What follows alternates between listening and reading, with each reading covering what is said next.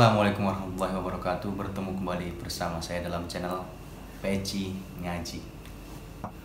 A'udzubillahi minasyaitonirrajim. Bismillahirrahmanirrahim. Alhamdulillahirabbil alamin wassalatu wassalamu ala asrofil anbiya'i wal mursalin sayyidina wa maulana wa habibina wa syafi'ina Muhammad Rasulullah wa ala alihi wa sahbihi ajma'in, amma ba'd. Kali ini kita akan membahas bab sejarah putra-putri Rasulullah SAW, wabil khusus Siti Fatimah Az-Zahra. Mempelajari putra-putri Rasulullah SAW adalah hal yang jarang kita dengarkan, bahkan dipelajari, karena jarangnya orang membahas terkait anak-anak beliau Rasulullah SAW. Makanya tidak heran jika umat muslim sebagian tidak mengetahui secara rinci berapa jumlah putra putri Rasulullah SAW. Kita akan membahasnya mengambil dari kitab Al-Imam Syekh An-Nawawi. Rasulullah memiliki 3 anak berjenis kelamin laki-laki. Pertama bernama Qasim, kedua bernama Abdullah, dan yang ketiga bernama Ibrahim. Adapun putri Rasulullah berjumlah 4 orang. Yang pertama adalah Zainab, yang kedua adalah Ruqayyah, yang ketiga adalah Ummu Kulsum, dan yang terakhir adalah Fatimah Az-Zahra. Hal menarik dari semua putra-putri Rasulullah, dari Qasim, Abdullah, Zainab, Ruqayyah, Ummu Kulsum, Fatimah, semua ini dilahirkan dari rahimnya Siti Khadijatul Al-Kubra. Sebagian ulama mengatakan bahwa anak terakhir Rasulullah adalah laki-laki bernama Ibrahim dari Mariatul Qibtiyah.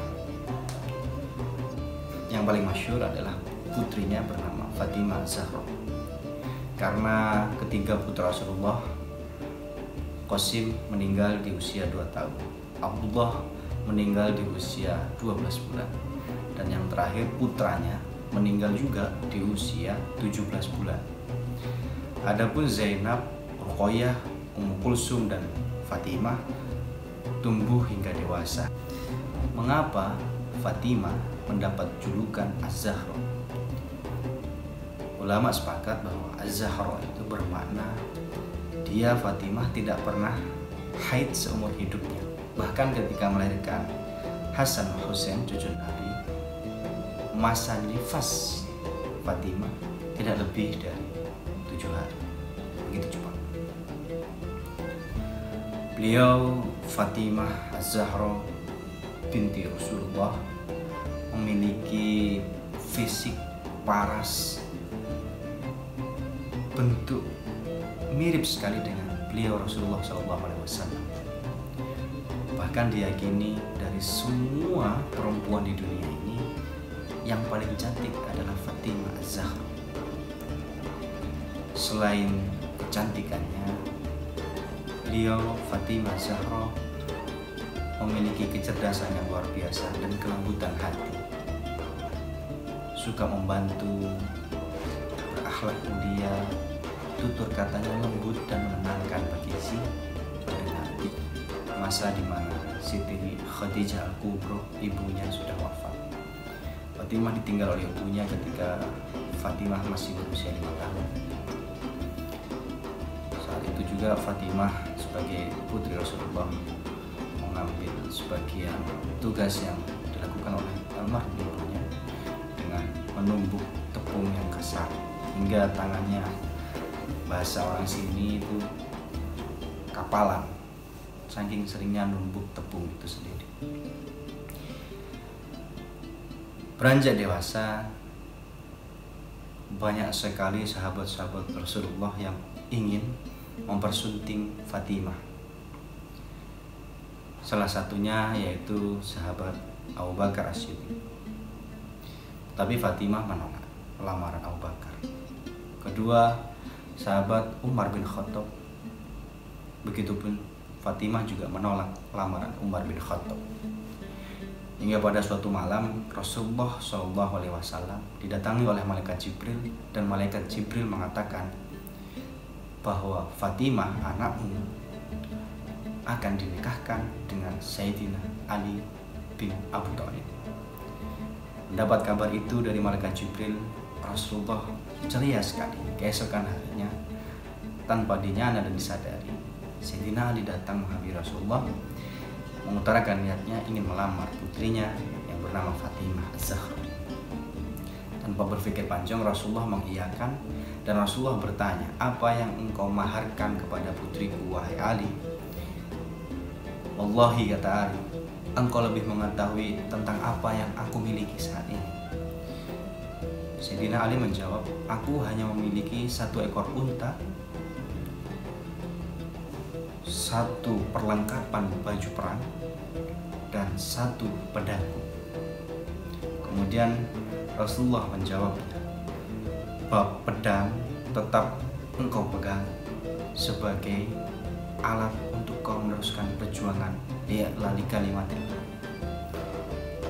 Terkait untamu, tetaplah engkau rawat, karena itu untuk mencari air dan perjalananmu kemana-mana.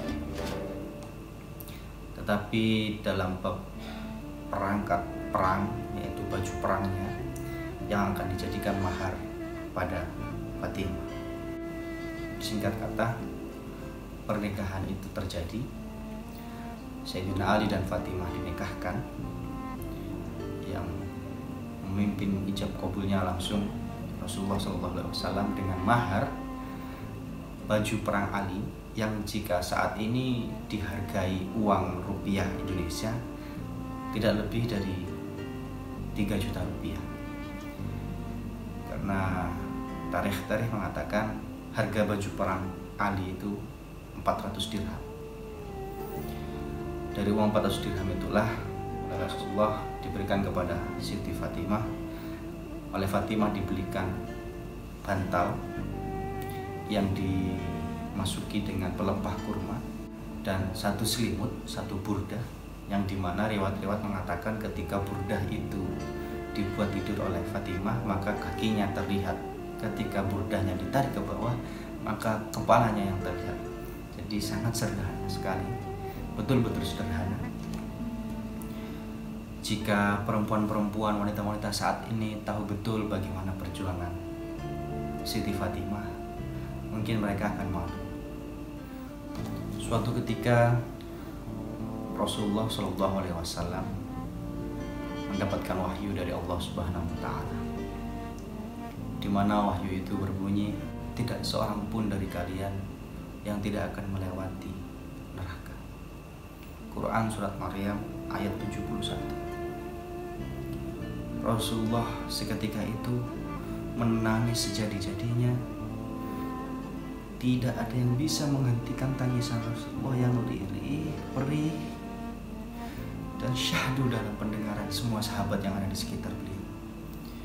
Abu Bakar, Umar, Utsman mencoba menenangkan Rasulullah. "Ya Rasul, ya Rasul, tenanglah ya Rasul." Semakin ditenangkan, Rasulullah terus menangis dan terus menangis. Hingga Sayyidina Abu Bakar mengatakan kepada Abdurrahman bin Auf, "Tidak ada yang bisa menghentikan tangisan Rasulullah kecuali putri bungsunya yang bernama Fatimah. Abdurrahman bin Auf, pergilah engkau ke rumah Fatimah dan ajaklah dia kemari agar dia menenangkan ayahnya." Abdurrahman bin Auf berlari mengetuk pintu, "Assalamualaikum ya Fatimah bintu Rasulullah." Kemudian dari dalam Fatimah menjawab, "Siapa kamu?" "Ana Abdurrahman bin Auf." "Kenapa kau kemari?" "Aku diutus oleh Abu Bakar untuk mengajakmu ke majelis Rasulullah, di mana beliau, ayahmu, sejak tadi menangis tak henti-henti." Kemudian Fatimah bertanya, "Kenapa?" "Karena ayahmu telah mendapatkan wahyu Quran surat Maryam ayat 71 tersebut." Singkat kata, Abdurrahman bin Auf kembali kepada majelis Rasulullah dan para sahabat di situ. Semua sahabat tertunduk karena mendengar tangisan Rasulullah yang tidak berhenti. Tak lama kemudian datanglah Fatimah Az-Zahra dalam majelis para sahabat yang di mana Rasulullah di situ sedang menangis. Semua mata tertuju kepada Fatimah dan semua terhenyak. Tarikh semua mengatakan, semua sahabat Nabi bertakbir, Allahu Akbar, Allahu Akbar, Allahu Akbar. Mengapa? Karena semuanya tidak percaya dan semuanya tidak pernah melihat Fatimah secara langsung setiap harinya. Baru untuk pertama kalinya mereka melihat bersama-sama Fatimah hadir di situ untuk menenangkan Rasulullah. Kenapa membuat semua sahabat bertakbir? Karena pakaian yang dipakai oleh Fatimah, jubahnya Fatimah, terdapat 12 tambalan. Jubah putri Rasulullah terdapat 12 tambalan. Semua tidak menyangka, semua merasa hal ini di luar ekspektasi mereka. Semua sahabat menangis terseduh-seduh melihat pakaian yang dipakai oleh putri Rasulullah. Ada 12 tambalan dalam baju Fatimah. Di saat itu Rasulullah mengatakan kepada Sayyidina Umar bin Khattab, wahai Umar, wallahi, biarkanlah anakku seperti itu pakaiannya, tetapi dialah pemimpin seluruh wanita yang masuk surga nanti. Kemudian Rasulullah terdiam dan memeluk Fatimah. Hal itu terjadi masih di Mekah karena surat Maryam termasuk surat Makkiyah yang diturunkan di Mekah. Lalu cerita Fatimah dengan Sayyidina Ali, di mana di saat keduanya telah resmi menikah dan sebagai pasangan suami istri dan telah memiliki putra yang lucu yaitu Hasan dan Husain. Rasulullah punya kebiasaan di mana setiap harinya Rasulullah mendatangi Fatimah. Di pagi hari dan sore hari Rasulullah selalu datang menghampiri rumah Fatimah dan Sayyidina Ali. Suatu ketika Rasulullah datang di sore hari, Rasulullah melihat putrinya kaget, sekaget-kagetnya karena apa? Siti Fatimah menumbuk tepung asap, di mana satu tangannya sedang menggendong Hasan. Ketika menumbuk adiknya Hasan, Husain menangis juga. Akhirnya tangannya dilepas dalam tumpukan itu menggendong si Hasan dan Husain. Rasulullah, assalamualaikum ya anakku. Waalaikumsalam abi. Aku ingin menawarkan suatu pertolongan kepadamu. Yang pertama, di mana kamu setuju aku akan menggendong anakmu kedua-duanya agar kau bisa meneruskan pekerjaan menumbuk tepung, atau kamu tetap menggendong anakmu kedua-duanya, biarlah aku yang menumbuk tepung. Apa yang dikatakan Fatimah? Jangan ayahku, biarkan semua ini menjadi tanggung jawabku. Begitu sederhananya Fatimah, dan Rasulullah begitu mencintai dan menyayangi Fatimah. Suatu ketika Fatimah pernah juga tidak sengaja ketika suaminya Sayyidina Ali karramallahu wajhah membicarakan sesuatu, Fatimah juga menjawabnya tanpa sengaja. Jawaban Fatimah itu membuat Sayyidina Ali sedikit marah atau tersinggung dalam hati juga. Sayyidina Ali tidak pernah menunjukkan marah yang memakai kekerasan tangan. Bahasa sekarang KDRT tidak pernah Sayyidina Ali, tidak pernah. Ketika malah Sayyidina Ali hanya duduk, tetapi terlihat dari mukanya berwarna merah. Melihat suaminya yang seperti itu, Fatimah Az-Zahra langsung tersadar bahwa dia salah mengucapkan kata-kata yang tidak sengaja membuat suaminya bermuka merah. Lalu apa yang dilakukan oleh Fatimah Az-Zahra? Yaitu di mana beliau meminta maaf kepada suaminya, maafkanlah aku suamiku, maafkanlah aku suamiku. Hal itu tidak membuat mimik wajah Ali berubah. Saking takutnya Fatimah kepada Allah Subhanahu wa Ta'ala, dia tetap memohon maaf sampai-sampai seperti anak-anak yang sedang menangis dengan memutari Sayyidina Ali seperti tawaf, dia putari suaminya itu dengan minta maaf. maafkanlah aku suamiku, maafkanlah aku suamiku. Dengan berkeliling menangisi Sayyidina Ali, memohon maaf. Kemudian Ali tersadar dan memeluk Fatimah. Semoga muslimah saat ini mampu mengambil nilai-nilai positif yang diajarkan oleh kehidupan putri Rasulullah tersebut, bahwa kehidupan dunia ini seluruh isinya hanya seperti butiran debu yang berterbang, tidak bermakna apa-apa. Satu wasiat Rasulullah SAW kepada Fatimah yang dipegang terus setiap hari hingga kewafatan Fatimah, yaitu suatu ketika Rasulullah menghampiri putrinya dan mengatakan bahwa dunia dan seisinya ini tidak berarti apa-apa, wahai anakku. Ketahuilah hal yang paling berharga ketika engkau ingin tidur, maka ucapkanlah takbir 33 kali, alhamdulillah 33 kali, subhanallah 33 kali, dan tutuplah dengan syahadat. Hal itu yang terus dipegang oleh Fatimah hingga kewafatan beliau. Semoga bermanfaat sejarah kehidupan Siti Fatimah, dan silahkan di-share kepada teman-teman dan saudara-saudara kita. Akhirul kalam, wallahul muwaffiq ila aqwamit thoriq. Assalamualaikum warahmatullahi wabarakatuh.